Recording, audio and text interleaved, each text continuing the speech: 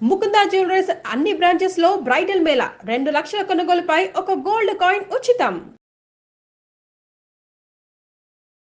నమస్తే రమగారు. నమస్తే జయ.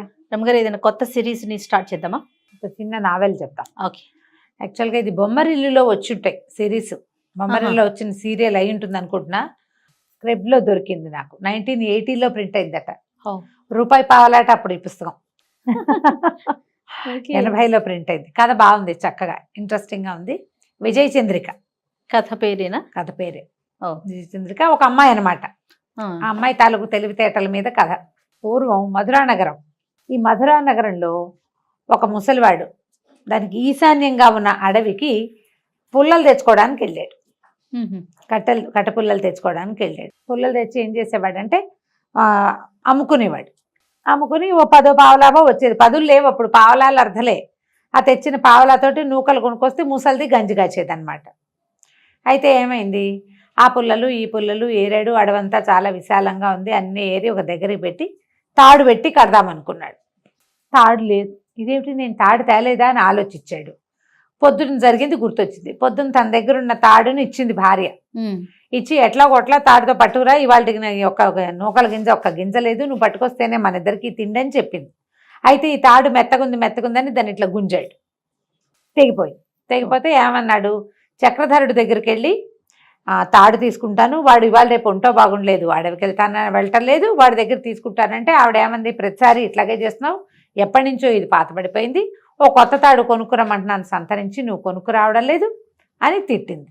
తిడితే కాదు ఇవాళ చక్రధరుడి దగ్గర తీసుకెళ్తానంటే, నువ్వు తీసుకెళ్ళు, కానీ నువ్వు సంతలో అవి అమ్మేసి వచ్చేటప్పుడు తాడు కొనుక్కురా అని ఖచ్చితంగా చెప్పింది. ఈ డిస్కషన్ అంతా జరిగింది, కానీ ఈయన చక్రధరుడి దగ్గర నుంచి తాడు మాత్రం తేలా. ఇప్పుడు ఏం చేయాలి, ఈ పుల్లలు ఇన్ని పుల్లలు చేర్చాడు, పెద్ద మోపు. ఈ మోపుని కట్టగడితే గాని నెత్తికెక్కవు, ఎక్కితే గాని సంతలో అమ్ముడవ్వవు, అదైతే గాని గింజలు రావు, అదైతే గాని గంజి రాదు. ఏ కర్ర పుల్లలు లేకుండా వెళ్తే చంపేస్తుంది పెళ్ళాం. పొద్దునే ఒకటి మెట్టింది నెత్తి మీద. ఇప్పుడు ఏం చేయాలి ఆలోచించాడు. ఏదైనా తాడు, ఇంత అడవి కదా, ఓ తీగో ఒకటి ఏదైనా దొరకపోతుందా అని చెప్పేసి ఏం చేశాడు, అటాటా వెతుకుతుంటే ఏదో ఇంత బారుగా ఒకటి కనపడింది. మామూలుగా అడవి తీగలు అవి ఉంటాయి కదా, ఒక్కరవ కను చీకటి పడుతోంది, బాగా చీకటి అయిపోలేదు, కొంచెం అడవిలో 4:30-5 గంటలకి చీకటి పడ్డట్టు ఉంటుంది.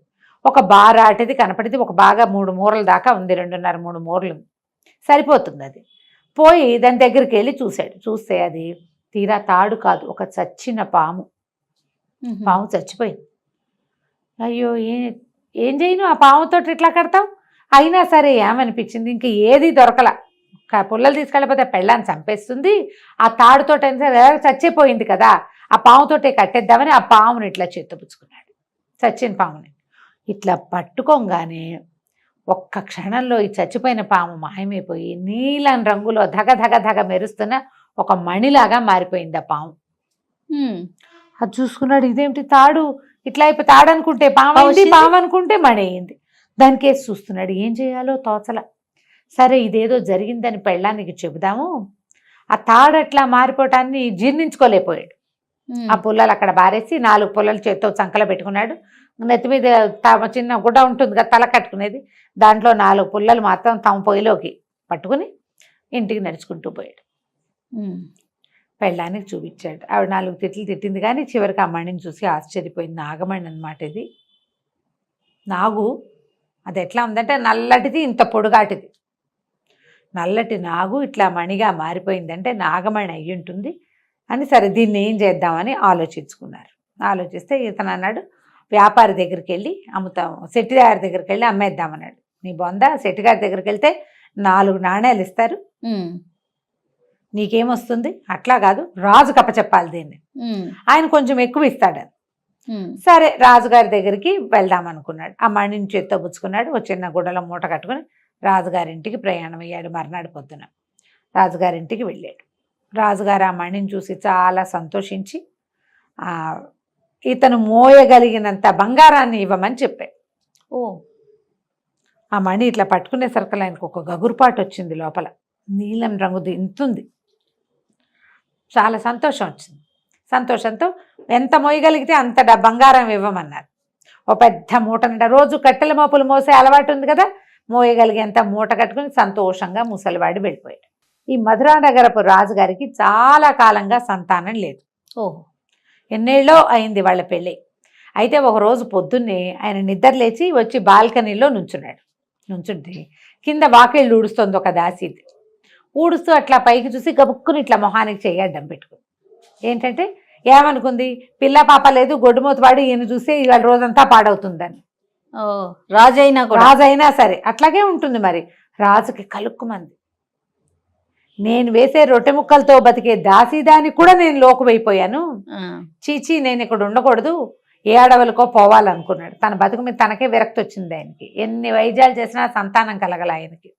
ఎన్ని యజ్ఞాలు చేశాడో, ఎన్ని రకాల మందులు మింగించారో రాణిగారితో, ఏం కలగల, ఏమీ అవల. సరే అక్కడి నుంచి వెళ్ళి భార్యకి చెప్పాడు, అమ్మ నేను అడవికి వెళ్ళిపోతున్నాను అనేసరికల్లా ఆవిడ కళ్ళ నీళ్ళు పెట్టుకుంది. నేను కూడా వస్తానంటే, నువ్వు ఎండకన్నారగానే సుకుమారివి, నువ్వేం వస్తావమ్మా అడవికి, వద్దంటే అది కాదండి, మగవారు మీరే దాసీది తల తిప్పుకుందనే మీకు సిగ్గుగా చిన్నతనంగా ఉంటే, ఆడదాన్ని ఏ ఫంక్షన్కి వెళ్ళినా, మన ఇంటికి ఎవరైనా వచ్చినా, నేనే మన ఇంటికి ఎవరింటికైనా వెళ్ళినా ఇక్కడి నుంచి నాకు ఏ అగ్రతాంబూలము ఇవ్వరు, నాకు బిడ్డ పాప లేరు కాబట్టి. గొడ్డు మొద్దానని నన్ను అనకుండా అంటూనే ఉన్నారు. రాణిని కాబట్టి పైకంటలేదు, కానీ అడుగడుగున ఏ వస్తువు తొలిగా నా చేతిలో పెట్టరు, ఏ పిల్లవాడిని నన్ను ఎత్తుకొనివ్వరు. ఎందుకు నేను మాత్రం ఇక్కడ ఉండటం, మొగుడిని కూడా పొట్టన పెట్టుకుంది గొడ్డు మొద్దని అంటారు, నన్ను తీసుకుపోండి నన్ను కూడా. అక్కడి నుంచి భార్య భర్త ఇద్దరు కలిసి అడవికి వెళ్ళిపోయారు. వెళ్ళిపోయాక ఆ అడవిలో ఒక మహాముని ఒక ఆయన ఉన్నాడు. ఆ మునికి ఇంతకుముందు ఈ రాజుగారితోటి చంద్రప్రభో ఏదో ఆయన పేరు పరిచయం ఉంది. ఆయన ఆశ్చర్యపోయాడు, ఇంత చిన్న వయసులో మీరు ఇలాగ రావటం ఏమిటి, దీన్ని ఏమంటారు, వానప్రస్థాశ్రమం. అడవికి వచ్చేసేది ఎప్పుడు వస్తారు, ఇల్లు వాకిలి వదిలిపెట్టేసి వృద్ధులు అయిపోయాక పిల్లలకి రాజ్యామంతా అప్పచెప్పిన తర్వాత వానప్రస్థాశ్రమంలో తపస్సు చేసుకోవడానికి వస్తారు. ఈ వైరాగ్యం ఏమిటయ్యా, ఇంకా చిన్నవాళ్ళు మీరు అనేసరికి ఆయన చాలా దుఃఖపడ్డాడు. రాజు, ఏం చేయము మునివర్య, మాకు సంతానం కలగలేదు, ప్రజలకి మా మా మా ఇది అంటే మా పరిస్థితి ప్రజలకు నచ్చటం లేదు, వాళ్ళు మా మొహం చూడకుండా అవుతున్నారు, చాలా అవమానకరంగా ఉంటుంది పరిస్థితి, సంతానం లేదు, రాజ్యానికి ఉత్తరాధికారి లేడు, మా పితరులకి నీళ్ళు వదిలే దిక్కు లేదు, తపస్సు అయినా చేసుకుందామని మేము వచ్చేసామంటే ముని అన్నాడు, కాదు కాదు, మీకు సంతానం ఉంది, మీకు ఒక పిల్లవాడు కలుగుతాడు, నా మాట విని వెళ్ళిపోండి, మీకు ఒక పిల్లవాడు లభిస్తాడు అని చెప్పాడు. వీళ్ళిద్దరూ వెనక్కి వచ్చేసారు. ఆ వెనక్కి వచ్చేసిన రాజుగారు ఇప్పుడు ఈ ముసలాయనకి ఇంత బంగారం ఇచ్చాడు. ఆ మణిని పట్టుకెళ్ళి భార్య చేతిలో పెట్టాడు. ఎప్పుడైతే ఈ భార్య చేతిలో మణి పెట్టాడో, అబ్బా ఎంత బాగుంది అన్నది క్షణంలో అది పిల్లాడిగా మారిపోయింది. ఆ మణి ఓహో, చచ్చిన పాము మణిగా మారి మణి పిల్లాడిగా మారిపోయింది. తెల్లగా మిసమిసలాడుతూ ఉన్న ఇంత బిడ్డ.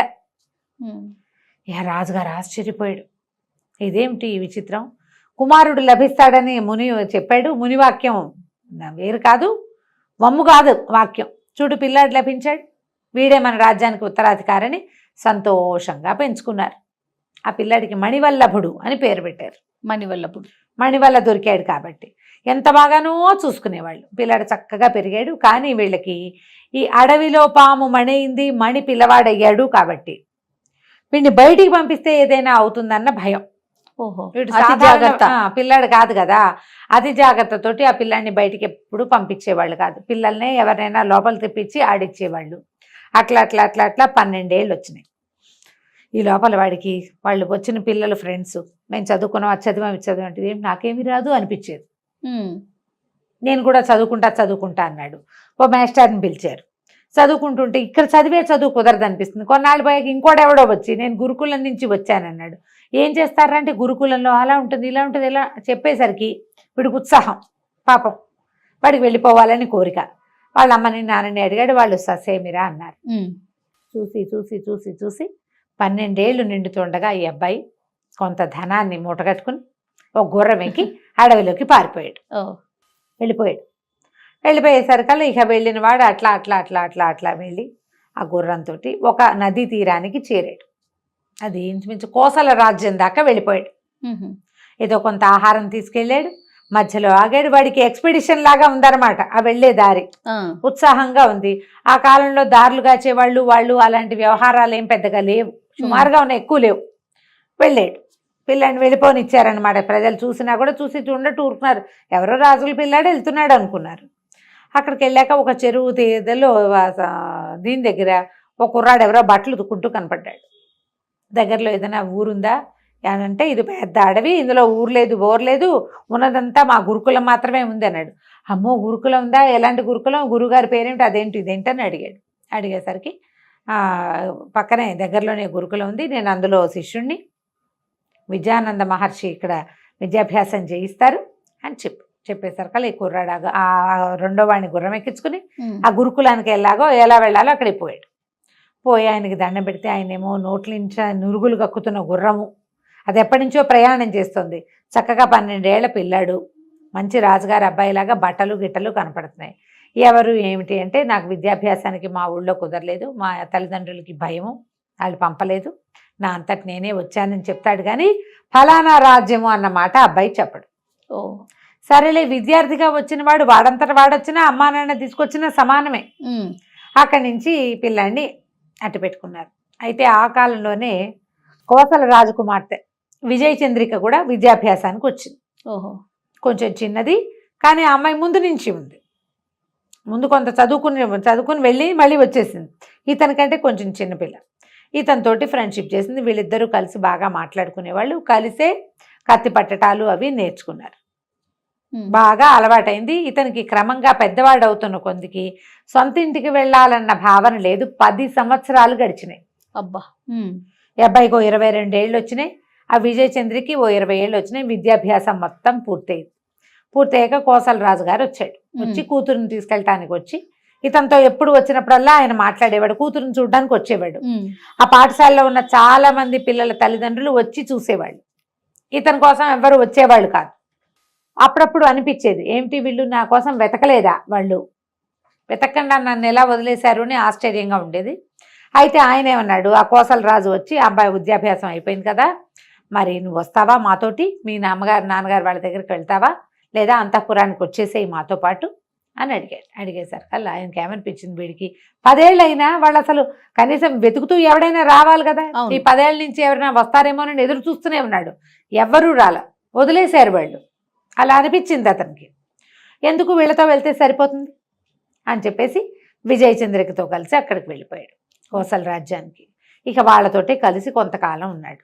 మెల్లిగా ఇద్దరు ఏంటంటే మొదటంతా చిన్నప్పుడు స్నేహం, క్రమంగా ప్రేమలో పడ్డారు, పెళ్లి చేసుకుందాం అనుకున్నారు. అయితే మీ అమ్మ నాన్న ఎవరో చెప్పు, మా నాన్న వెళ్ళి మాట్లాడతాడు అంటుంది. ఇతనికి అసలు వాళ్ళ రాజ్యం పేరెత్తటం కూడా ఇష్టం లేదు. అక్కడ పరిస్థితులు ఏంటో కూడా తెలియదు. ఇప్పుడు చెప్తే వెళ్ళాక అక్కడ ఏమవుతుందో అంటే, అమ్మాయి ఏమంది, మరి వెళ్ళి కనుక్కుండ్రా పరిస్థితులు అంటే, సరే వెళ్తానన్నాక అమ్మాయికి ఏమనిపించింది అంటే, వీడిని వదిలేస్తే చేయి దాటిపోతాడేమో అని అనిపించింది. అందుకని నేను వస్తాను పద, ఇద్దరం కలిసే వెళ్దాం, మీ రాజ్యంలో పరిస్థితులు ఏమిటో చూసుకుందాం, మీ అమ్మా నాన్న సంగతి ఏమిటో చూసుకుందాం, అక్కడ ఓకే అయిన తర్వాత మా నాన్నకి చెప్పి ఇద్దరం పెళ్లి చేసుకుందామని ఇద్దరు కలిసి బయలుదేరారు. 2 రోజుల ప్రయాణం తర్వాత అమ్మాయికి ఏమనిపించిందంటే, ఇలా అవివాహితులుగా వెళ్ళకూడదు, వాళ్ళ అమ్మాయి లేచి వచ్చిందంటారు, అందుకని మనం ఇక్కడ ఎక్కడైనా పెళ్లి చేసేసుకుందామని బండి ఒప్పించి పెళ్లి చేసేసుకుందాం, భార్యాభర్త. కాకపోతే వీళ్ళు ఏమనుకున్నారు, ఇలా అడవుల్లో ప్రయాణం చేసేటప్పుడు ఇలా ఆడవాళ్ళ బట్టలతో వెళ్ళకూడదు, నా బట్టలు నువ్వు కూడా వేసేసుకో, మనం వేసుకో, ఇద్దరం కలిసి అన్నదమ్ముల్లాగా కనపడతాం. వీళ్ళిద్దరికి ఏంటంటే దగ్గర పోలికలు ఉంటాయి. ఆ సదాటుగా చూస్తే అతనే అమ్మాయి అనుకునే ప్రమాదం ఉంది. స్త్రీ బట్టల్లో ఉంటే కనపడదు, మగవాళ్ళ దుస్తులు వేసుకుంటే వాళ్ళిద్దరు ఒడ్డు పొడుగు ఒకేలాగా కనపడతారు. ఈ మగవాళ్ళ బట్టలు వేసుకుంది విజయచంద్రిక. ఆ విజయచంద్రిక ఈ మణివల్లభుడు ఇద్దరు కలిసి వాళ్ళ గుర్రాలు వేసుకుని రాజ్యానికి బయలుదేరారు. మధ్యలో ప్రపంచాన్ని తెలుసుకుంటూ చూసుకుంటూ అడవుల్లో తిరుగుతూ మెల్లిగా ఒక దారి పట్టారు. రాజకుమారుడు రాజకుమార్తె ఎవరెవరు, మణివల్లభుడు విజయచంద్రిక. విజయచంద్ర చూసావా, ఇద్దరు కలిసి బయలుదేరారు, పెళ్లి చేసేసుకున్నారు. భార్యాభర్తలుగా వెళ్ళాలనుకున్నారు. సరే, ఇక ప్రయాణం చేయగా దూరంగా ఏదో ఒక గుడిసె లాంటిది కనపడుతోంది, ఒక పాక, కొంచెం పెద్దదే. తీరా చూస్తే అక్కడికి వెళ్తే ఒక ముసలం ఉంది. అక్కడ ముసలం ఉంటే, మా వాకాసిన మంచినీళ్ళు ఇస్తావా అంటే, నాయన ఇంత నిర్జనంగా ఉన్న అడవిలోకి ఎందుకు వచ్చారు, ఎలా వచ్చారు, ఏమిటి అని అడిగారు. అడిగితే సరే ఏదో చెప్పుకున్నారు, మేము ఇలా వచ్చాం అలా వచ్చాం అని చెప్పారు. చెప్తే సరే మంచినీళ్ళు కావాలంటే, ఏ ముసలమ్మంది, బాబు ఒకే ఒక కుండ ఉంది మంచినీళ్ళు, ఇందాక పిల్లి పైనుంచి దూకి కుండను పడదోసింది, నేను పోయి మంచినీళ్ళు తెస్తాను నాయన, పక్కనే ఏరుందని కుండ పుచ్చుకుని వెళ్ళింది బయటికి.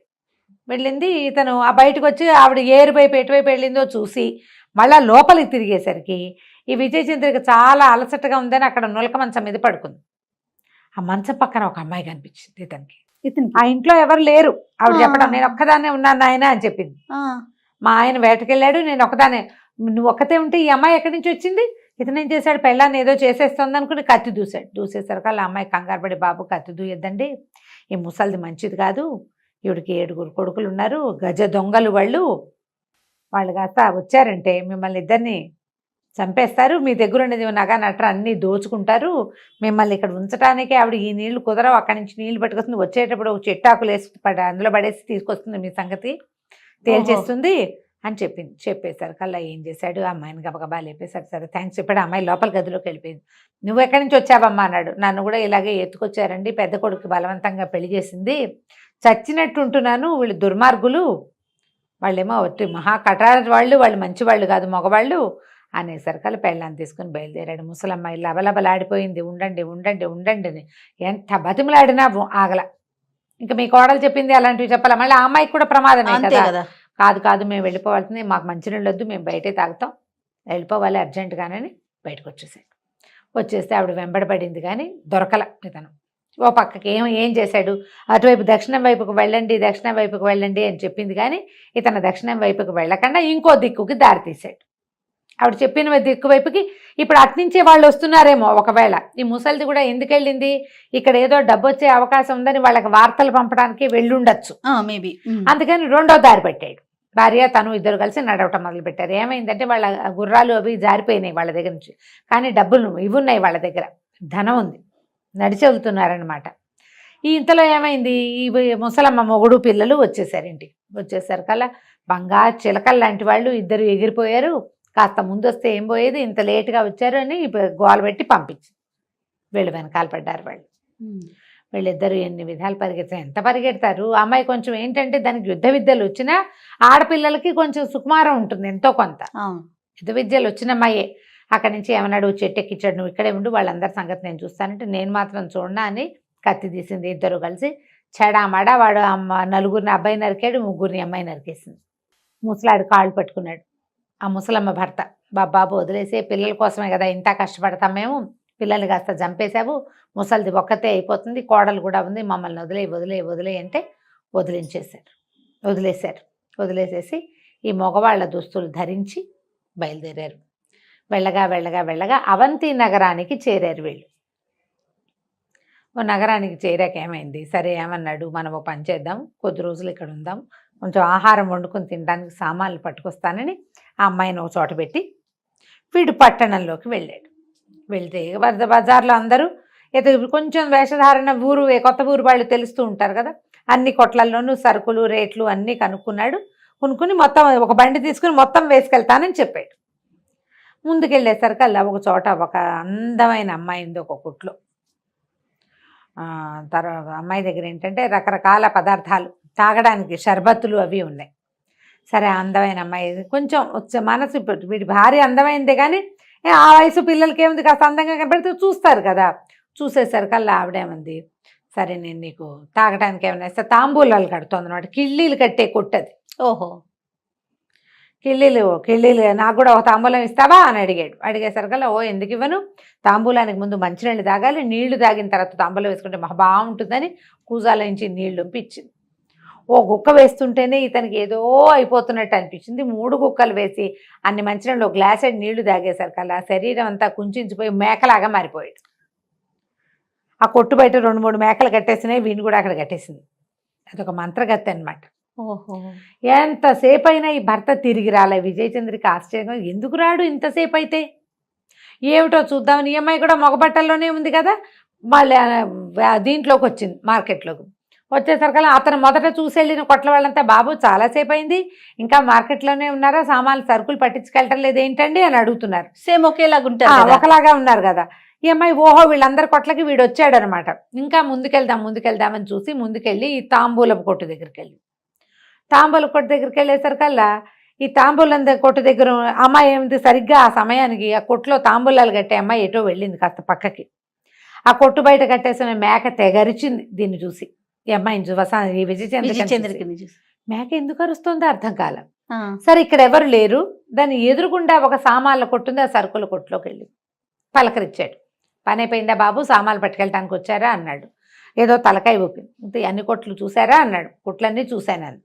ఎదురుగుండా కొట్లోకి మాత్రం వెళ్ళకండి బాబు, అది మాంత్రికురాలు, దొంగమొహం, వచ్చిన వాళ్ళని జంతువులుగా మార్చేస్తుంది, అది అస్సలు మంచిది కాదండి, ఆ కొట్లోకి మాత్రం వెళ్ళకండి, మీలాంటి అందగాళ్ళని చూస్తే దానికి ముందే నోరాగదు అన్నాడు. అనేసరికల్లా ఓహో ఒకవేళ ఏమైనా మా ఆయన కానీ వస్తే జంతువుగా మార్చేస్తానని వీడు చెప్తున్నాడు, అని నన్ను చూసి అరిచిన మేక నా మొగుడేనేమోనని డౌట్ వచ్చింది. ఓహో మళ్ళీ వీళ్ళు అక్కడ నుంచునేసరికల్లా విపరీతంగా మేమని అరుస్తూనే ఉంది మేక. ఎట్లా వీడిని మనిషిగా చేయాలో తెలియలా, ఏం చెయ్యాలో అర్థం కాలేదు. సరే ఈ లోపల ఆవిడొచ్చి నవ్వుతూ అందగాడా తాంబూలం కావాలా అని అడుగుతోంది. పూర్ణైతే నేను కూడా దొరుకుతానేమో మళ్ళీ దీనికి, ఇప్పుడు ఈవిడ అందగత్తి కాదు. సరే ఏం చేసింది, నాకు తాంబూలం వద్దు, తాంబూలం అక్కర్లేదు నాకని నడవటం మొదలుపెట్టింది యువతలకి. ఇంతలో ఏమైందంటే బాగా ముందుకు వచ్చాక ఆకలి వేసిస్తోంది. సరుకులు పెద్దగా సామాన్లు అతనేం తేలేదు, కొంచెమే డబ్బులున్నాయి, చాలా తక్కువ డబ్బులన్నీ ఆ అబ్బాయి దగ్గర ఉన్నాయి. ఈ అమ్మాయి ఊరికి ఇట్లా దోపుకున్న చిన్న నాణేలు ఉన్నాయి. ఒక పూట కోళ్ళ అబ్బాయి ఇంటి దగ్గరికి చేరింది. చేరేసరికల్లా ఆవిడ బోల్డన్ని పిండి వంటలు పెట్టుకొని చేస్తోంది. తెగ ఏడుస్తోంది. ఏడుచేస్తుంటే ఏమడిగింది, ఎందుకవ్వా అట్లా ఏడుస్తావు, ఏమైనా కష్టం వచ్చిందా, అంత కష్టం వచ్చిందా అని మీ పిండి వంటలు పాపలు అనుకుంటావు ఎందుకు, దీనికి దానికి మ్యాచింగ్ కుదరటం లేదు కదా. అడిగేసరికల్లా నాయన బంగారు కొండల్లో ఉన్నావు, ఏ తల్లికి కన్నబెట్టవో, ఇట్లాగే ఉంటాడయ్యా నా కొడుకు కూడా, రేపొద్దున వాడికి చావు వచ్చేస్తుందని ఏడుస్తున్నాను అని. కొడుక్కి చావు వస్తుందంటే పిండొంట్లు వండుకుంటారా ఎవరైనా అంటే, నేనేం చెప్పాను ఆయన, ఈ అవంతిపుర రాజకుమార్తె ఒక ఆవిడుంది చిత్రలేఖ, ఆ చిత్రలేఖ కొన్నాళ్ల క్రితం చాలా అందగత్తె అమ్మాయి, కొన్నాళ్ల క్రితం చెలికత్తెలతో కలిసి అడవికి షికారు వెళ్ళింది. షికారు వెళ్ళిన తర్వాత 10 మంది చెలికత్తెలతో వెళ్ళింది, 10 మంది పోయారు, ఆ అమ్మాయి కొత్తగా తిరిగి వచ్చింది. ఆ మర్నాటి నుంచి చిత్రలేఖతోటి వివాహం చేస్తామని చిత్రలేఖతో గడిపి ఆమె అడిగిన ప్రశ్నకు సమాధానం చెప్పిన వాడికి చిత్రలేఖ నుంచి పెళ్లి చేస్తామని రాజుగారు టంకేయించాడు. రోజుకొక పెళ్లి కొడుకు చొప్పున వెళ్ళారు. వెళ్ళిన వాడు వెళ్ళిపోయినట్టు చచ్చిపోయారు. కొన్ని రోజులు పోయాక ఇక టంకేస్తే ఎవడు రావటం లేదని కుటుంబానికి ఒకడు చొప్పున చిత్రలేఖకి ఆమెతో గడపడానికి ఒక అబ్బాయిని పంపించాలని ఖచ్చితంగా శాసనం చేశారు. ఒక్కో కుటుంబం నుంచి ఒక్కో పిల్లాడి చొప్పున ఎంతమంది మగ పిల్లలు వెళ్ళారు ఇప్పటికీ రావడం వచ్చేది లేదు. చిత్రలేఖ అక్కడే ఉంటుంది. మళ్ళీ తెల్లారేసరికి మళ్ళీ టంకు, మళ్ళీ ఎవరో ఒకళ్ళు మీ ఇంటికి తాకీదులే ఉత్తరం వచ్చేస్తుంది, మీ అబ్బాయిని పంపించాలి అని. అబ్బాయి వెళ్తే ఇక అంతే, మా పిల్లాడు కూడా వెళ్తాడు నాయన, పాపం ఇంకా బతికి రాడు, అందుకని 4 రకాలు తింటాడని చేస్తున్నా దుఃఖం ఆపుకోలేక ఏడుస్తున్నాను. చిత్రలేఖ ఆడపిల్ల, రాజుగారు అమ్మాయి, అంతఃపుర కన్య. చిత్రలేఖ ఎవరిని మింగేతిస్తుంది, దానితోటైనా ఎవరైనా ఉండాలి, దానిలో అయినా ఎవరైనా ఉండాలి, అంతే. ఈ రెండిట్లలో ఏదో ఒకటి ఉందనుకుని, ఏమందావా చచ్చేలా ఆకలిస్తుంది, పావలా లేదు నా దగ్గర, ఒక కానీ ఉందంతే నా బొడ్లో, ఇంకంతకంటే లేవు, ఈ పదార్థాలన్నీ నాకు తినబెట్టు, నీ కొడుకు బదులు నేను వెళ్తా అనేసరికలు, అయ్యో నాయన ఏ తల్లికి బిడ్డవో వద్దు వద్దంది ముసలిది, కానీ ఆశ పుట్టింది. అంతేగా, కొడుకు మరణం తప్పింది కదా. సరే మళ్ళీ వాళ్ళ ఇంటికి ఇప్పట్లో ఛాన్స్ రాదు, ఇది రాదు, కొన్నాళ్ళు బతుకుతాడు కొడుకు. చక్కగా విస్తరేసి స్నానం చేయని ఆయన స్నానం చేయించి శుభ్రంగా పెట్టింది. కడుపు నిండా తినేసి కాళ్ళు జాపు పడుకుని సాయంకాలం అయ్యేసరికల్లా వెళ్ళింది కోటకి. వాళ్ళందరూ ఈ పిల్లని చూసి ఆశ్చర్యపోయారు. మామూలుగా రోజుకో పిల్లాడు అంటే ఎవరో ఎలాగో ఉన్నవాళ్ళు వస్తారు, అందంగా మెరిసిపోయే కుర్రాళ్ళు ఏం ప్రతి ఇంట్లోనూ ఉంటారా, ఉండరు కదా. ఈ కుర్రాన్ని చూసేసరికి వాళ్ళు నిర్ఘాంతపోయారు. నూనెకి మీసాల వాడల్లే ఉన్నాడే, అయ్యో ఎంత పండల్లే ఉన్నాడు, వీడే నిజంగా చిత్రలేఖకి మొగుడైతే బాగుంటుంది, ఇలా చచ్చిపోవడానికి వచ్చాడని రాజభట్లందరూ బిక్కమొహాలు వేసుకున్నారు. రాజుగారి దగ్గర ప్రవేశపెట్టారు. నేను ఈ ఊరు అబ్బాయిని కానండి, ఫలానా పూటకోళ్ళమ్మ కొడుకు బదులు నేను వచ్చానంటే, నువ్వెందుకురా నాయనా చచ్చిపోతావు, నీ దారి నువ్వు పోక అంటే, కాదు నేను చూడాల్సిందేనన్నాడు. సరే సాయంకాలం భోజనం పెట్టారు. రాజుగారి ప్రసాదంలో చీకటి పడేసరికల్లా ఈయన్ని తీసుకెళ్ళి చిత్రలేఖ దగ్గరికి పంపారు. ఆ చిత్రలేఖ నిర్ఘాంతపోయింది. ఎంత బాగున్నాడు, మనసు బారేసుకుంది ఆవిడ. ఇంత బాగున్నాడు, చచ్చిపోతాడు కదా, వృధాగా చచ్చిపోతాడు, ఏం చేయాలో తెలియదు. సరే రాత్రి అయింది, ఆవిడ ఏడు మొహం పెట్టుకుని, నువ్వు నిదానంగా వెళ్ళిపో, రాత్రి అయ్యేదాకా ఇక్కడే ఉన్నావంటే మరి నిన్ను చంపేస్తారు. ఒకవేళ నేను లేననుకో, అప్పుడు నువ్వు ఏమవుతుందంటే, ఏముంది, నేను మా నాన్న మా రాజ్యం సర్వనాశనం అయిపోతాం, పోతే పోతాం, నువ్వు మాత్రం చచ్చిపోకూడదు, నువ్వు ఇంత బాగున్నావని బతిమలాడింది. కాదు, ఏం జరుగుతుందో చూస్తాను అనేసరికల్లా సరే అర్ధరాత్రి 11 గంటలు 11:30కు గంట కొట్టేసరికల్లా ఈ చిత్రలేఖ వెనకాల నుంచి ఒకడు వచ్చాడు భూతాకారంతో. వచ్చేసరికల్లా ఈ అమ్మాయి ఏం చేసింది, కత్తి తీసి యుద్ధానికి దిగింది. ఎవరైనా ఎదిరించే వాళ్ళు చూస్తే, వాళ్ళని కనపడితే ఆ రాక్షసుడు తగ్గిపోతాడు. ఎదిరించే వాళ్ళు ఎవరు లేరు. సడన్గా ఇప్పుడు అందంగా ఉన్న అమ్మాయి వెనకాల నుంచి ఒక పెద్ద భూతం వస్తే భయం వేసి సావరు. అవును, ఎవరు దానికి రెడీగా ఉంటారు? ఏం జరుగుతుందో ఎవ్వడికి తెలియదు. అక్కడి నుంచి ఈ అమ్మాయి చెడామడా యుద్ధం చేస్తే ఆ రాక్షసాకారాన్ని 5-6 దెబ్బలు కొట్టేసింది. వాడి నెత్తురు వాడే చూసుకునేలాగా చేసింది. ఆ రక్తం చూసేసరికల్లా వాడు కాస్త చచ్చిపోయాడు. ఈ చిత్రలేఖ కూడా ఈ రాక్షసుడు బయటకు వచ్చేసరికల్లా కేవ్వని కేక పెడుతూ స్పృహ తప్పిపోయింది. తెల్లవారింది. తెల్లారేసరికల్లా అందరూ ఏమైంది, చచ్చిపోయింటాడు, శవం కూడా ఉండదు. రాజకుమార్తెకి మేల్కొల్పులు పాడడానికి వచ్చారు దాసీగణం. చూస్తే రాజకుమార్తె ఏమో స్పృహ తప్పిపడింది. ఈ ఇంతకుముందు వచ్చి ముందు రోజు రాత్రి వచ్చిన కుర్రాడు బాగానే ఓ పక్క మీద పడుకుని నిద్రపోతున్నాడు. ఆశ్చర్యపోయారు, ఎట్లా బతుకున్నాడు? రాక్షసుడి భీకరాకారం నేల మీద పడిపోయి కనపడింది. పెద్ద పెద్ద కేకలు పెట్టారు. రాజుగారు, సైన్యాధిపతి, మంత్రి గింత్రి అందరూ వచ్చి చూసుకున్నారు. ఈ చిత్రలేఖ అడవికి వెళ్ళినప్పుడు ఒక బ్రహ్మరాక్షసుడు ఆమె 10 మంది చెలికత్తెల్ని తినేశాడు. రోజు ఒక మగవాడి మాంసం గనక ఇస్తానంటే నీ రాజ్యాన్ని ఏమీ చేయనని ఆ అమ్మాయితో ఒప్పందం చేసుకుని ఇలా టముకేయించేలాగా చేశాడు. లేకపోతే రాజ్యం సర్వనాశనం అయిపోతుంది. రోజు కోడిపోయినా పర్వాలా, ఏదో మెల్లిగా నడుస్తూ ఉంటుంది కదా, అందుకని దీనికి ఒప్పుకున్నారనమాట. సరే, అక్కడి నుంచి చిత్రలేఖకు మెలకు తెప్పిస్తే ఆవిడ సిగ్గుపడుతూ నిద్రలేచి ఈ అబ్బాయిని పెళ్లి చేసుకుంటానని.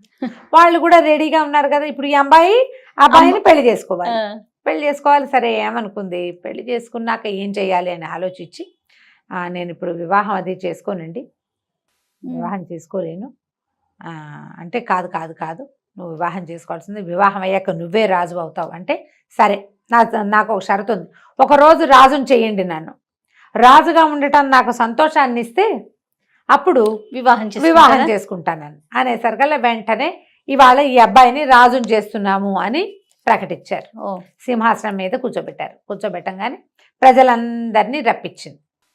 ప్రజలందరినీ రండి, ఒక టంకేయించారు. ఏదైనా విచిత్రమైన వ్యవహారం చేయగలిగే వాళ్ళు, విచిత్రమైన వాళ్ళు రండి అందరూ. ఎలా పెట్టిందంటే, ఎవరి దగ్గర అందమైన కుక్కలు, మేకలు, పెంపుడు జంతువులుగా ఉన్నారో వాళ్ళందరినీ పిలిపించింది. అందమైన మేకలున్న వాళ్ళకి 2000 వరహాలు బహుమానం. తెలివిగా రాజుగారు అన్నాడు, అదేంటమ్మా అట్లా పెట్టావు అంటే, అట్లా కాదండి, ప్రజలకి వాళ్ళు జంతువుల్ని బాగా చూసుకోవాలని తెలుసుకుంటారు, అందుకని పెట్టానండి. ఈ 20 మేకలున్న మంత్రగత్తె కూడా తీసుకొచ్చింది. అందరివి మేకలు, కుక్కలు అన్నీ చూశారు. బాగానే ఉంది. కొంతమంది కుక్కల్ని, కొంతమంది కుందేళ్ళని, రామచిలకల్ని పెంచుకునేవాళ్ళు. అందరిలోకి ఎక్కువ మేకల్ని పెంచుకోగలిగే సత్తా ఉన్నది ఈవిడ. అక్కడి నుంచి సరే, ఇంకొక బహుమానం ప్రకటిస్తాను. ఎవరైనా సరే జంతువుని మనిషిగా మార్చగలిగే మంత్రశాస్త్రం తెలిసిన వాళ్ళు ఉన్నారా మన సభలో? ఉంటే చెయ్యొద్దండి. మీ దగ్గరున్న జంతువుని మనిషిగా మీరు మార్చగలరా? ఎలా మారుస్తాం? ఏమిటో ఇది దిక్కుమాలవన్నీ అడుగుతున్నాడు రాజకుమారుడని ఎవరి దారిని వాళ్ళు సర్దుకున్నారు. ఈ మేకలావిడ కాసి పుట్టింది. ఎంత ఇస్తారు జంతువుకి అని అడిగింది. ఒక్కో జంతువుకి 2000 వరహాలు ఇస్తామన్నారు. ఏం చేయగలవు? నాకు ఇప్పుడే డబ్బులు ఇచ్చేస్తానంటే నేను మార్చగలను, నాకు ఆ మంత్రశక్తి ఉందని. సరే ఇచ్చేస్తాం, మార్చేయమన్నారు. ఈ వెంటనే ఈ మేక, ఈ మంత్రగత్తె ఏం చేసింది, తన సంచిలోంచి ఓ చిన్న ఇంత సీసాడు నీళ్లు తీసి దాన్ని మంత్రించి మేకల మీద చల్లింది. ఒక్కో మేక ఒక్కో అబ్బాయికి చొప్పున మారిపోయి 20 మంది మేకలు 20 మంది అబ్బాయిలు అయిపోయారు. అందులో తనకు భర్తని గుర్తుపట్టింది అమ్మాయి. మణివల్లభుడు ఉన్నాడు అందులో, మేక అయిపోయాడు. కానీ మగవేషంలో ఉంది విజయచంద్రిక. విజయచంద్రిక మగవేషంలో ఉంది. తన మొగుడిని తను గుర్తుపట్టగలదు కదా, రాజుగా ఉంది ఇక్కడ. గుర్తుపట్టేసింది. గుర్తుపట్టేశాక మా బహుమానం అంది మంత్రగత్తె, దగ్గరికి రాగానే మెడ ఎగరగొట్టేసింది కత్తితోటి. హాహాకారాలు చేశారు సభల వాళ్ళ, స్త్రీని చంపేసిందని. ఇప్పుడు ఆ అమ్మాయి ఎదురుగుండా పక్క కొట్ల వాళ్ళకి తెలుసు ఈ అమ్మాయి మంత్రగత్తె అని. లోకానికి ఏం తెలుస్తుంది? అది అందగత్తెగా కనపడుతోంది. మేకలు పెంచుకునే బంగారు తల్లి అంతే కదా కనపడుతుంది. అప్పుడు ఈ అమ్మాయి ఏం చెప్పిందంటే, ఇది అమ్మాయి మంత్రగత్తె, ఈ పొరుగు రాష్ట్రాల నుంచి మీ దగ్గరికి ఇక్కడ పనుల కోసమో, వ్యాపారం కోసమో, లేదా తిరగడానికో వచ్చిన వాళ్ళలో అందగాళ్ళని సెలెక్ట్ చేసి వాళ్ళ మీద నీళ్లు చల్లి వాళ్ళని మేకల్ని చేస్తుంది. ఇందులో ఉన్నవాడు ఇగో ఇతను నా భర్త, నేను స్త్రీని, మేమిద్దరం భార్యాభర్తలం అని చెప్పి ప్రజలంతా హాహాకారాలు చేశారు. రాజుగారు అమ్మాయి హతాశులైపోయారు. ఈ అబ్బాయికి ఇచ్చి పెళ్లి చేద్దాం అనుకున్నారు అదే కదా, కదా. అదేమో అమ్మాయి అని తేలింది. అక్కడి నుంచి చిత్రలేఖ వలవల ఏడవటం మొదలుపెట్టింది.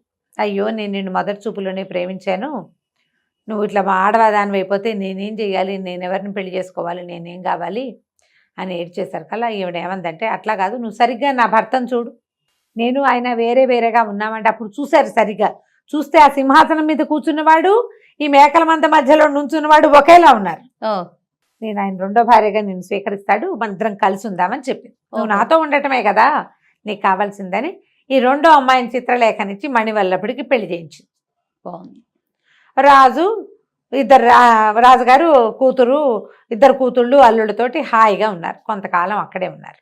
ఉన్నప్పుడు ఈ అమ్మాయి చిత్రలేఖ పదే భర్తను అడిగేది, మీ దేవురు, నువ్వు ఏ దేశానికి రాజకుమారుడివి, నువ్వు రాజకుమారుడు కాకపోతే రాజకుమార్తె నిన్నెందుకు పెళ్లి చేసుకుంటుంది అంటే చెప్పేవాడు కాదు అతను. అయితే ఈ చిత్రలేఖ తోడుకోడలతోటి సవితోటి ఏమనేదంటే, అక్క అంత తెలివి తక్కువగా ఎట్లా చేసుకున్నావు, మనం రాజకుమార్తెలం కదా, దారిపోయేవాడిని చేసుకున్నావంటే మనకేం గొప్ప, క్షత్రియుడు కాని వాడిని చేసుకుంటే మనకేమైనా గొప్ప కాదు కదా, మరి వీడు క్షత్రియుడు అవునో కాదో తెలుసుకోవాలి, నువ్వు క్షత్రియుడేనమ్మా, అతనికి రాసవిద్యలన్నీ తెలుసు, ముందు నుంచి మేము కలిసి చదువుకున్నాం అంటుంది అమ్మాయి. విజయచంద్రకి చెప్తున్న చిత్రలేఖ ఒప్పుకోక సవితికి ఎక్కిచ్చిందనమాట, ఇతని కులగోత్రాలు కనుక్కోవాలి నువ్వు, ఏమైనా సరే కులగోత్రాలు కనుక్కో, ఆ రాజ్యానికి వెళ్దాం మనం, మీ రాజ్యానికి వెళ్దాం పదా, ఎన్నాళ్ళు మా ఇంట్లో ఉంటావని అందాం మనం, అక్కడ మంచి అడుగు అని బాగా ప్రోత్సహించింది. తను అడిగేది నవ్వుతూ. ఈ అమ్మాయి ఏంటంటే మొదటి భార్య, అతను మొదట ప్రేమించి పెళ్లి చేసుకున్నాడు కదా, ఇప్పుడు ఈ పెళ్లి అంటే అనుకోకుండా జరిగిన పెళ్లి, విజయచంద్రికతో జరిగింది ప్రేమించి పెళ్లి కదా, అందుకని ఎంతసేపు ఇట్లా ప్రోవోక్ చేస్తే సరే ఏమైంది, ఒకరోజు భార్యాభర్త షికారు వెళ్ళారు. ఎవరు మొదటి భార్యతోటి, చిత్రలేఖతోటి కాదు, విజయచంద్రికను మణివల్లభుడు షికారు వెళ్తే అమ్మాయి ఏమందంటే, నేను ఒక రాజకుమార్తెని, ఇంకో రాజకుమార్తెని నీకు పెళ్లి చేయించాను, మా పరువు మర్యాద ఉండాలి కదా మాకు కూడా, ఎవరో దారిపోయేవాడిని ఇద్దరు రాజకుమార్తెలు పెళ్లి చేసుకున్నారంటే మాకేం మతింపు, మా నాన్నలకేం గొప్ప, మా వంశాలకు ఎంత ఇది కదా, నీవు మీ కులం గోత్రం చెప్పకుండా చేస్తున్నావు, మీది ఏ రాజ్యమో చెప్పు అనేసరికల్లా ఇతనికి సడన్గా తలకాయ పట్టేసుకున్నాడు. తల పట్టుకుని అబ్బా అన్నాడు, పెద్ద తలనొప్పి వచ్చినట్టు అయిపోయింది. తలనొప్పి తగ్గాక అతను చెప్పాడు, నేను గనక నీకు చెప్పానా ఇది ఒక రహస్యం, మీకు దూరం అయిపోతాను, మళ్ళీ ఇక నేను మీతో ఉండను అంటే, ఇంకా స్త్రీ సహజమైన ఒక రహస్యం తెలుసుకోవాలనే ఒక ఆసక్తి మొదలైతే ఆడవాళ్ళు ఒట్లు పెట్టేస్తారు, ప్రమాణాలు పెట్టేస్తారు, ఆగలేకపోతారు. ఆ స్త్రీ సహజమైన గుణంతో ఆ చిత్రలేఖ ఏం చేసింది, తను తెలుసుకోలేక అక్కకి ఎక్కించింది. ప్రేమ లేదు వీడికి, మరి ఇది లేదు, వాడి కులం మంచిది అయి ఉండదు అందుకే చెప్పట్లేదు, ఇలాగా ఉన్నాయి, ఎప్పుడైనా ఉంది, కులగోత్రాల కోల ఎప్పుడూ ఉంటుంది. అమ్మాయి క్షత్రియకాంతలు, క్షత్రియుడినే పెళ్లి చేసుకోవాలి, వాళ్ళు కులం తప్పేశామేమో అన్న అనుమానం లోపల, ఎవరైనా ప్రజల్లో చెప్పుకుంటారేమో అన్న సిగ్గు. ఇక అతను అన్నాడు, నేను కనుక నీకు చెప్పానా అంతే సంగతులు అన్నాడు. అంటే అయినా సరే నేను నాకు తెలుసుకోవాల్సిందే అంటే ఏదో రహస్యం అనమాట, మాకు ఇన్నాళ్ళు చెప్పకుండా దాచావన్నమాట, పైగా ఇవాళ దాన్ని పెళ్లి చేసుకున్నావు, నాతో ఎన్నేళ్ళ నుంచి కలిసి ఉన్నావు, నువ్వు 15-16 సంవత్సరాలుగా మన ఇద్దరం కలిసే ఉన్నావు, నువ్వు 12 ఏళ్ల పిల్లాడప్పటి నుంచి నువ్వు నాకు తెలుసు, అప్పటి నుంచి దాచిపెట్టావు, నీకు ప్రేమ లేదు, నీకు అది లేదు ఇది లేదని అనేసరికల్లా తను అన్నాడు, సరే పద బయటికి వెళ్దామని. బయటకు వచ్చి కాస్త పార్క్లోకి వెళ్ళారు కదా, అక్కడి నుంచి ఎలా నడిపించి ఎక్కడికో తీసుకెళ్ళాడు, ఒక పెద్ద నీళ్ల మడుగు, అది ఆ మడుగు దగ్గర నిలబడ్డాక చెప్పాడు, నువ్వు శ్రద్ధగా విను, భయపడద్దు, తర్వాత ఏం జరిగినా నాకు సంబంధం లేదు, నీకు చెప్పేస్తున్నా ఇప్పుడే అని చెప్పాడు. సరే చెప్పంటే, నా పేరు శంఖచూడు, నేను ఒక నాగరాజ కుమారుణ్ణి, మేము చాలామంది కలిసి భూలోకానికి విహారానికి వచ్చేవాళ్ళం, పాతాళం మా ప్రాంతం, ఈ శంఖచూడు అతని ఫ్రెండ్స్ పైకి వచ్చేవాళ్ళు అనమాట. భూలోకానికి విహారానికి వస్తున్నప్పుడు ఒక ఆయన తలకి ఇట్లా జుట్టు పూర్తిగా జటలు కట్టి సన్నగా బక్కగా వెదురు పుల్లలాగా నిలబడి ఒంటికాలు మీద నిలబడి తపస్సు చేసుకుంటున్నాడు. తపస్సు చేసుకుంటుంటే ఏమిటి ఈయన ఏం చేస్తున్నాడు, ఈ జుట్టు ఏమిటి ఇట్లా ఉంది, మనిషి ఏమిటి ఇట్లా ఉన్నాడని మాట్లాడుకున్నాం మేమంతా.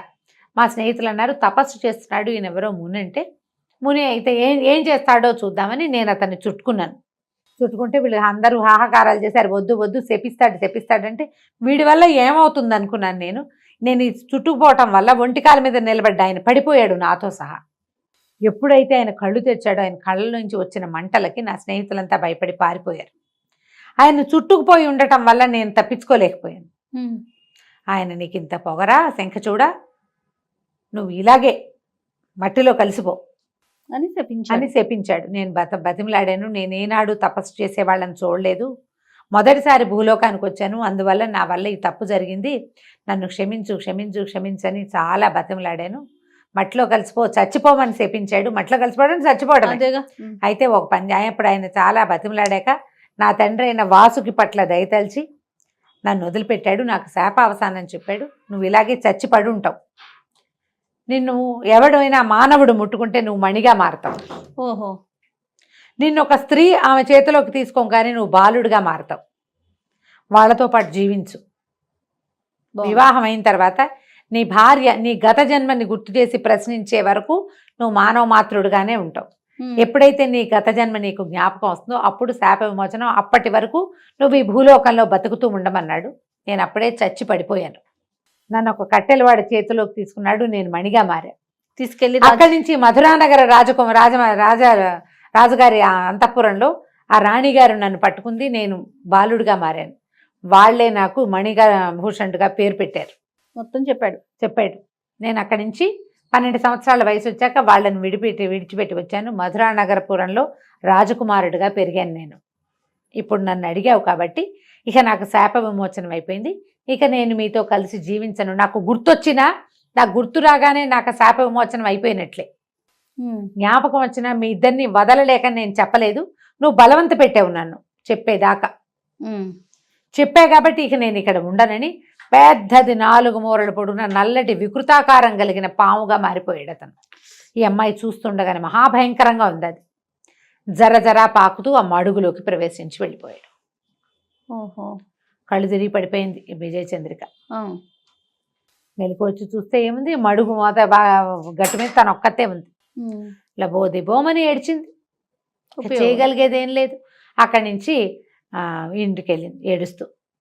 వెళ్ళేసరికల్లా చిత్రలేఖ ఆశ్చర్యపోయింది. ఏం జరిగింది అంటే, నీ వల్లే మనకి ప్రాప్తి వచ్చింది. నా అంతటి నేను 2-3 సార్లు అడిగి ఊరుకున్నాను అతని మీద వ్యామోహంతో. నువ్వు నీకు భర్త వ్యామోహం కంటే ఈ కులం వ్యామోహం ఎక్కువ, నన్ను ఎక్కించేసుకోవాలని నాకు ఎక్కిచ్చేసావు. అడిగి భర్తను పోగొట్టుకున్నావని లబలబలాడుతూ ఏడుస్తూ అక్క చెల్లి తెగ శోకాలు పెట్టారు. మణివల్లభుడు వెళ్ళిపోయాడు. నా పేరు శంఖచూడు, నేను సర్పాన్ని, నేను అది ఇది డామ్డీమ్ అన్నట్టు చెప్పేశాడు కథంతా. ఎప్పుడైతే తన శాప విమోచనం అయిపోయిందో ఇంకా నేను మీతో మానవులతోటి కాపురం చెయ్యను అని వెళ్ళిపోయాడు. ఈ అమ్మాయి విజయచంద్రిక ఏడుస్తూ రాజ్యంలోకి వచ్చేసింది, ఊళ్ళో అంతఃపురంలోకి వచ్చింది.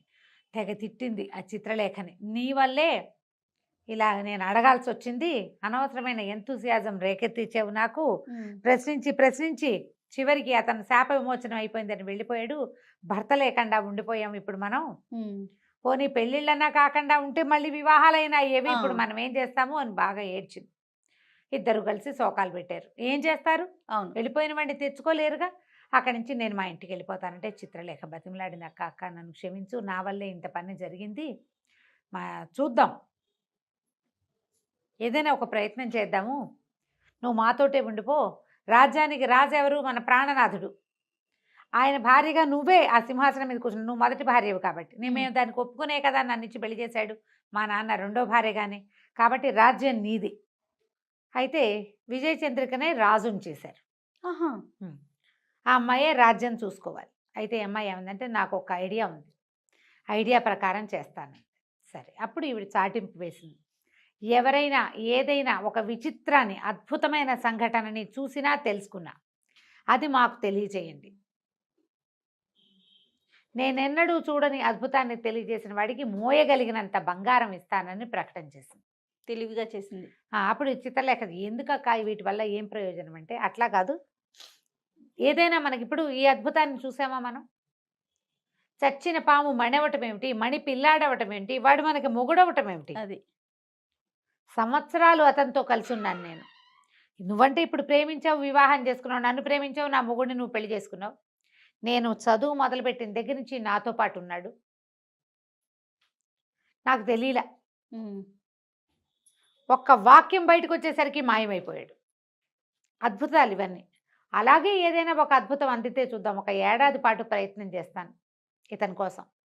దొరకలేదా ప్రాణత్యాగం చేసుకుంటా. తర్వాత నీ తండ్రి, నీ రాజ్యం, నువ్వు మీ బాధ మీద పడండి అని చాటింపేసింది. ఎవ్వరూ రాల. ఊళ్ళో వాళ్ళంతా మాట్లాడుకునేవారు. ఏదైనా అద్భుతం అనగానే పక్కవాడు నాకు కూడా తెలుసు అనేవాడు. ఇద్దరికి ముగ్గురికి తెలిసిన అద్భుతాలు అవ్వవు. ఎవ్వడికి తెలియంది కదా అద్భుతం అంటే. అవును. అయితే ఆ ఊళ్ళో ఓ బ్రాహ్మడు ఉన్నాడు, కొంచెం పేదవాడు. ఆయన యాయవారం చేసుకునేవాడు. 5-6 పిల్లలు ఉన్నారు. వాళ్ళ ఆవిడ అంది, రోజు మంచి రోజులు చెప్తావు ప్రతి వాళ్ళకి, ఏం ప్రయోజనం నీ వల్ల? ఈ రాణిగారు ఏదో ప్రకటన చేసింది, ఒక అద్భుతాన్ని ఏదైనా చెప్పచ్చు కదా. ఎట చెప్తామే అద్భుతాన్ని, చూడకుండా అన్నాడు. చూడైతే రోజు రొట్టెలు చేసిస్తా, పో రోడ్ల మీదకి, వెతుకు. తేగలిగినంతతే నా పిల్లల్ని నేను ఎట్టాగొట్టా గడుపుకుంటా, వెతుకు, చూడు. ఇప్పుడు ఇళ్ళ మధ్యలో వాకిళ్ళ మధ్యలో ఏమవుతాయి అద్భుతాలు? ఎక్కడికో నడిచిపోతే ఏదో అవుతుంది అని తోలింది. రొట్టెలు చేసి ఇచ్చింది. పొద్దున్నే చద్దనం తిన్నాడు ఇంట్లో. ఆ రొట్టెలు భుజాన్ని వేసుకుని బ్రాహ్మణ ఆయన వెళ్ళటం మొదలుపెట్టాడు. వెళ్ళగా ఏదో ఆ కారడవిలాగా అడవి దాటాడు. ఎవరో 2 భార్య భర్త కనపడ్డారు, ముసలి వాళ్ళు. బాబు ఏదైనా తినటానికి ఇవ్వండి అని. సరే ఏం చేశాడు, ఇంత దూరం వచ్చాము, ముందుకెళ్తే ఏదైనా ఇల్లు ఒక చిన్న ఊరు ఏదైనా తగిలితే ఎవరో ఒకళ్ళు అన్నం పెడతారు. ముసలి వాళ్ళు వీళ్ళు అంతవరకు నడవలేరని ఆ 2 రొట్టెలు చెరుకో రొట్టె ఇచ్చాడు. బాబు నీకు ఉంచుకోకుండా మాకు ఇస్తా అంటే, పర్వాలేదు, నేను ఒక కాలు సత్తు ఉన్నవాడిని, ముందుకు నడిచి వెళ్తా, ఎక్కడో చోట నాకు ఆశ్రయం దొరక్కపోదు, బ్రాహ్మణులకు అన్నం పెట్టే రోజు అది, అన్నం వండుకునేందుకు ఏదో దొరుకుతుంది, ఏదో బ్రాహ్మణులు ఇల్లే దొరికితే ఒక ముద్ద అన్నం పెడతారు వాళ్ళే అని చెప్పాడు. ఈ రొట్టెలు ఇచ్చేసిన తర్వాత ఇంకా నడవటం మొదలు పెట్టేసరికల్లా ఆయన అనుకున్నట్టు ఈ అడవి తొందరగా దాటలేకపోయాడు. పెద్ద అడవా? పెద్దదే. సరే ఏమైంది, ఇంకా ఎండగా ఉంది. అక్కడ ఏవో కనపడితే మంచినీళ్ళు తాగాడు. ఎండగా ఉంది కదా అని ఒక చెట్టు కింద పడుకున్నాడు. ఎండ తగ్గాక వెళ్దాంలే, నీళ్లు తాగాం, మనకేం ఆకపోతున్నా అన్నం తిన్నాడు కదా. చెట్టు కింద పడుకున్నాడు. చల్లగాలికి చాలా హాయిగా నిద్ర పట్టేసింది. ఆయన లేచేసరికి కను చీకటి పడిపోయింది. అయ్యో అనవసరంగా నిద్రపోయాను, నడుద్దామని నడక మొదలుపెట్టాడు. కానీ ఎంత నడిచినా అడవి తరగల. వీళ్ళ ఊరికి దగ్గరగా ఉన్నదే, అతను ఆ వైపు ఎప్పుడు రాలా అటు. సరే ఏమనుకున్నాడు, చూస్తే ఒక పెద్ద వటవృక్షం, పెద్ద మర్రి చెట్టు. సరే దీని మీద పడుకుందాం, ఈ పూటకి చీకటి పడిపోయింది, రాత్రి అయ్యేసరికి ఇంకా కనువెలుగు కూడా ఉండదు అడవిలో. చెట్టు ఎక్కి పడుకున్నాడు. మంచినీళ్ళు తాగేశాడు. ఇంకో 2 కరకరలు ఏవో తెచ్చుకున్నాడు. ఆ 2 నవిలేసి, రొట్టెలు అయిపోయినాయి, 2 నవిలి కాసిన మంచినీళ్ళు తాగి ఆ పక్కన కొలంలోంచి చెట్టెక్కి పడుకున్నాడు. పడుకుంటే ఉన్నట్టుండి ఏదో సందడి వినపడింది. చూస్తే చెర చెర చెరమని శబ్దంతో 4-5 మహాసర్పాలు పాక్కుంటూ వచ్చాయి చెట్టు కిందకి. హడిలిపోయాడు. అది ఎట్లా ఉందంటే పౌర్ణమికి దగ్గర రోజు, అందుకని పాముల పలక కనపడుతుంది. అమ్మో అనుకున్నాడు, ఏం చెయ్యాలో తెలియలే. కానీ ఇతను చూస్తూ ఉండగానే ఆ 4 సర్పాలు 4 దివ్యాభరణాలు ధరించిన మానవుల్లాగా అయిపోయారు. ఈ చెట్టు కిందంతా శుభ్రంగా ఊడ్చేశారు, నీళ్లు చల్లారు, ఎక్కడి నుంచి తెచ్చారో అవన్నీ, అక్కడి నుంచి ముగ్గులు వేశారు, ఏమిటో అలంకారం చేశారు. కళ్ళు ఇలా తలుచుకోగానే ఇవొచ్చేసినాయి ఆసనాలు, బోల్డన్ని ఆసనాలు ఏర్పరిచారు. ఒక సభకి సరిపడా ఏర్పాటైపోయింది కింద. ఈయన ప్రాణాలు అరిచేతిలో పెట్టుకుని ఆ చెట్టు కొమ్మని ఖర్చుకుని పడుకుని చూస్తున్నాడు. ఒక గంట గడిచేసరికల్లా ఆ బుసలు విపరీతంగా 4 పాములు వస్తుంటేనే శబ్దం వినపడింది. ఇప్పుడు అట్లా కాదు, పెద్ద సముద్ర ఘోషలాగా ఉంది. బుస కొడుతున్న పాముల శబ్దాలు వినపడుతున్నాయి. చూస్తూ ఉండగానే కొన్ని వేల సర్పాలు వచ్చాయి అక్కడికి ఆ చెట్టు కిందకి. ఆ సర్పాల్లో అతి పెద్దది, ఇంత పెద్ద పడగ, చాలా పడగలు కలిసి ఉన్నట్టుగా ఉండి మణులతో ఉన్న ఒక సర్పం చకచక నాయక స్థానంలో ఉన్న సింహాసనం దగ్గరికి వచ్చింది. ఒకేసారిగా పెద్ద దివ్యాకృతిని దాల్చి మనిషిలాగా అయిపోయింది. అందరూ కూర్చొని, అంటే ఈయన నాయకుడు, వీళ్ళంతా నాగులు, అందరూ మనిషి రూపాల్లోకి వచ్చారు. తలా ఒక ఆసనంలో కూర్చున్నారు. ఏమిటో డిస్కషన్లు చేసుకున్నారు. ఏమిటి సంగతులు, సందర్భాలు అవన్నీ మాట్లాడుకున్నారు. ఎవరెవరు ఎక్కడికి వెళ్ళారు, ఏ లోకంలో ఉన్నారు, వాళ్ళు ఎందుకు రాలేదు, వీళ్ళు ఏం చేస్తున్నారు, ఇలాంటివి కనుక్కున్నారు. 3:30 అవగానే తెల్లవారుజామున వేగు చుక్క పొడిచే సమయానికి మొత్తం సర్పాలన్నీ వెళ్ళిపోయినాయి, కుర్చీలన్నీ మాయమైపోయినాయి, ఆకులు అలవలు మామూలుగా చెట్టు కింద ఎలా ఉండాలో అలా అయిపోయింది. ఈయన ప్రాణాలు అరచేతిలో పెట్టుకుని ఆ వేగు చుక్క బాగా పొడిచేదాకా ఉండి అక్కడి నుంచి నడక మొదలుపెట్టి రాజస్థానానికి వచ్చేసాడు. వచ్చి విజయచంద్రకి చెప్పాడు రాణికి మొత్తం ఇలా ఇలా నేను చూశాను అని. సరే ఈవిడ నన్ను తీసుకెళ్ళమంది. అమ్మ మీరు చూడలేరమ్మా, పామును చూస్తే హడిలిపోయాను మగవాడిని నేనేను, మీరు చూడలేరంటే అయినా సరే మొత్తం భర్త సర్పంగా మారిపోవటం చూసింది అమ్మాయి. అంతకంటే భయంకరమైనది ఉందా ఇంకోటి? కాదు నేను వస్తానని కొంచెం సింపుల్గా వేషధారణ చేసి ఆ బ్రాహ్మడితో పాటు మర్నాడు మళ్ళీ అక్కడికి వెళ్ళి అక్కడ దాకా ఏముంది గుర్రం వేసుకుని వెళ్ళిపోవచ్చు. ఆయన అంటే నడిచాడు, వీళ్ళు రథాలతో వెళ్ళిపోతారు కదా. రాత్రి ఇద్దరు విజయచంద్ర కూడా చెట్టు ఎక్కింది, చెట్టు మీద కూర్చొని మొత్తం కింద జరుగుతున్న సీన్ అంతా చూసి మళ్ళీ సేమ్ డిట్టో ముందు రోజు రాత్రి ఏం జరిగిందో మర్నాడు కూడా అదే జరిగింది. మూడో రోజు ఏం చేసింది, వెళ్ళిపోయారు తెల్లవారంగానే ఇద్దరు. రథం అవతల ఎక్కడో పెట్టుకున్నారు, రథం ఎక్కి ఇంటికి వెళ్ళిపోయారు. అక్కడికి బ్రాహ్మడికి నువ్వు ఎంత మొయ్యగలిగితే అంత తీసుకెళ్ళమని బంగారపు రాసుల దగ్గర కూర్చోబెట్టారు. ఆయన బంగారం 3-4 సంచుల నిండా నింపుకొని భుజాన్ని వేసుకుని తీసుకుపోయాడు. ఆయన దరిద్రం తీరిపోయింది. ఈ అమ్మాయి ఏం చేసిందంటే చిత్రలేఖను రెడీ చేసింది, పద మన ఇద్దరం వెళ్దామని. అక్కడి నుంచి కొంతమంది పని వాళ్ళని బోళ్ళని సామగ్రిని మోయించుకుని ఆ అడవిలో ఉన్న చెట్టు దగ్గరికి తీసుకెళ్ళి ఏ వటవృక్షం మీద అయితే తను కూర్చుని కింద సీన్ చూసిందో ఆ చెట్టు కిందంతా శుభ్రం చేయించింది పని వాళ్ళతోటి. ఆసనాలు వేయించింది, చక్కగా ముగ్గులు వేయించింది, రకరకాల అగరవత్తులు వెలిగింపించింది, పువ్వులతో అలంకారం చేయించింది. మీరంతా వెళ్ళిపోండి అని మొత్తం జనానంతా పంపించేసింది. చీకటి పడేసరికల్లా వీళ్ళిద్దరూ అక్కా చెల్లి చెట్టెక్కి కూర్చున్నారు, సవతలు ఇద్దరు. అర్ధరాత్రి అయ్యింది, 11-11:30 అయ్యేసరికల్లా పాములు వచ్చేసినాయి. వచ్చి ఆ పెద్దగా నాయకమణిలాగా ఉన్నాయని ఆశ్చర్యంగా, ఇదేమిటి ఇది ఏర్పాట్లు మనవి కాదు, ఎవరు చేశారు, ఇక్కడ ఒక అపూర్వమైన వాసన వస్తుంది, ఇది మనకు తెలిసిన వాసన కాదు, మానవ నిర్మితం, ఇది ఎవరు చేశారు ఏమిటి అనగానే చెట్టు మించి దిగొచ్చారు వీళ్ళిద్దరు అక్క చెల్లెళ్ళు.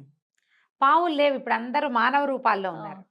నన్ను నమస్కారం చేశారు. ఆయన ఆశ్చర్యంగా అడిగాడమ్మా ఇవన్నీ మీరే చేశారా తల్లి అని అడిగాడు. నేనే చేయించాను అని అమ్మాయి కథ అంతా చెప్పింది. ఒక రాజకుమారుడు ఎక్కడి నుంచో పారిపోయి వచ్చాడు, మేమిద్దరం స్నేహంగా ఉన్నాం, పెళ్లి చేసుకున్నాం, వివాహం అయ్యాక పుట్టిళ్ళు చూపిస్తానని తీసుకొచ్చాడు, మత్స్యదారులు ఈ అమ్మాయిని వివాహం చేసుకున్నాడు, మేము కలిసే ఉన్నాం. మరి జీవిత రహస్యం అతను ఈమె ఇల్లు ఎవరు ఏమిటి అని నేను బాగా నిలదీసేసరికల్లా తాను ఒక సర్పాన్నని చెప్పాడు, సర్పంగా మారిపోయి వెళ్ళిపోయాడు. మేము ఒకళ్ళకిద్దరం అన్యాయం అయిపోయాం, నా రాజ్యానికి రాజు లేడు, ఈ దీని రాజ్యానికి రాజు లేడు, పోనీ మేము కన్యలమైతే ఇంకోళ్ళని వివాహం చేసుకునే వాళ్ళం, మేము వివాహితలం, ఇప్పుడు ఏం చేయాలో తెలియక ఈ సర్పాన్నిగా మారిపోయిన మా భర్తని పట్టుకోవటానికి ఇక్కడికి వచ్చాం అనేసరికల్లా అమ్మ అలాగా వీళ్ళలో వీళ్ళని గుర్తుపడతావా నీ భర్తనంటే, ఎవరిని గుర్తుపడతారు, వాళ్ళు ఎవరు వీళ్ళకి తెలియదు, అందరినీ సర్పాలుగా మారిపోమన్నాడు, సర్పాలు చూస్తే అసలు గుర్తుపట్టలేరు.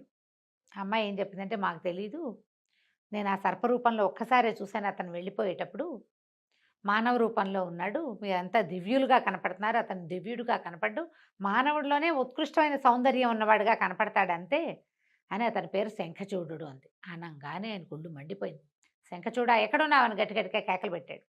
నంగనాచిలాగా దాక్కున్నావా, ఇంత పని చేసి నువ్వు, వీళ్ళని చూసి దాక్కున్నాడు అతను. భార్యలను చూసి బయటకు వచ్చాడు. బయటకు వచ్చేసరికి ఆయన ఇది క్షమించరాని నేరం, ఇలాంటి తప్పు ఎందుకు చేశావంటే ఆ గడగడ వణుకుతూ శంఖచూడు ఏం చెప్పాడంటే, నేనేం చెయ్యను, నా భార్య నన్ను పట్టి బలవంత పెట్టి నా జన్మరహస్యం అడగంగానే నాకు శాప విమోచనం అని చెప్పాడు ముని. విమోచనం అయిపోయాక నేను ఎందుకు వీళ్ళతో ఉండాలి, నా రహస్యం అడగద్దుని బతిమలాడిన స్త్రీ చాపల్యంతో ఈ అమ్మాయి నా మాట వినలేదు. అడగద్దు, నీకేం లోటు వచ్చింది, భర్త ఉన్నాడు, హాయిగా ఉండొచ్చు కదా, ఎందుకు నా జీవిత రహస్యం నీకంటే వినిపించుకోలేదు, అడిగి తెలుసుకుంటే కానీ ఒప్పక నా శాప విమోచనం చేసేసింది, అందుకే నేను వెళ్ళిపోయాను, నేను నాగుండని తెలిసాక వీళ్ళతో నేను ఎట్లా కాపురం చేస్తాను అని అడిగాడు. అడిగేసరికల్లా ఆయన అన్నాడు నాగరాజు, అప్పుడు ఆ మాట కరెక్టే, కానీ స్త్రీలకి సహజంగా ఉంటుంది రహస్యం తెలుసుకోవాలనే ఒక ఆలోచన, పైగా నీ భార్యలు రావడంతో భర్తలకి రహస్యం ఉంది అంటే భార్యలు అసలు ఊరుకోలేకపోతారు, మోసంగా భావిస్తారు దాన్ని, అతని రహస్యాన్ని కలిగి ఉండటాన్ని వీళ్ళు ఒప్పుకోరు. నా రహస్యం, నా జీవితం ఇతని చేతిలో ఉంది కదా, ఇతని రహస్యం నాకు ఎందుకు తెలియకూడదు అనిపిస్తుంది. ఇది మానవ సహజం. సరే ముని శాప విమోచనం అయినా కూడా నీకు అనుజ్ఞిస్తున్నా, నీ భార్యల మరణం వరకు నువ్వు వాళ్ళతోటే కలిసి జీవించు, సంతానాన్ని పొందు, వాళ్ళ రాజ్యాలకు ఉత్తరాధికారులు కూడా వస్తారు అని చెప్పి భార్యలతో ఉండిపోమని చెప్పాడు. ఓకే. తెల్లవారుతుండగా సర్పాలన్నీ యథాస్వరూపంలో వెళ్ళిపోయినాయి. అక్కడ రాజకుమారుడు ఈ అమ్మాయిలు ఇద్దరు మిగిలారు, మణివల్లభుడు భార్యలు ఇద్దరు మిగిలారు. వీళ్ళు క్షమాపణ చెప్పుకున్నాడు. నేను ఇంకా చేయలేని స్థితిలో వెళ్ళిపోయాను, మిమ్మల్ని వదిలిపెట్టి వెళ్ళటం నాకు ఇష్టం లేదు కానీ ఉమ్. అని చెప్పి సారీ చెప్పుకున్నాడు. ముగ్గురు కలిసి తమ ఎక్కడో ఆపిన రథాన్ని ఎక్కి ఇంటికి వచ్చేసారు. కొద్ది రోజులు ఇక్కడ ఉండి ఆ తర్వాత మధురా నగరానికి వెళ్ళిపోయారు. ఆ మధురా నగరపు రాజకుమారుడు కదా ఇతను. అవును, అవును. వాళ్ళ అమ్మ నాన్నకి కనిపించడానికి వెళ్ళాడు. ఈ 3 రాజ్యాల్ని ఏకకాలంలో పరిపాలిస్తూ ఎన్నో సంవత్సరాలు భార్యలిద్దరితో విజయచంద్రికతోటి చిత్రలేఖతోటి సంతానాన్ని పొంది సుఖంగా ఉన్నాడు. కథ కంచికి మనం ఇంటికి. చాలా బాగుంది రమ్య గారు. చిన్న సిరీస్ అయినా కూడా చాలా బాగుంది. ఇంట్రెస్టింగ్ గా ఉంది. అవును. నమస్తే. నమస్తే.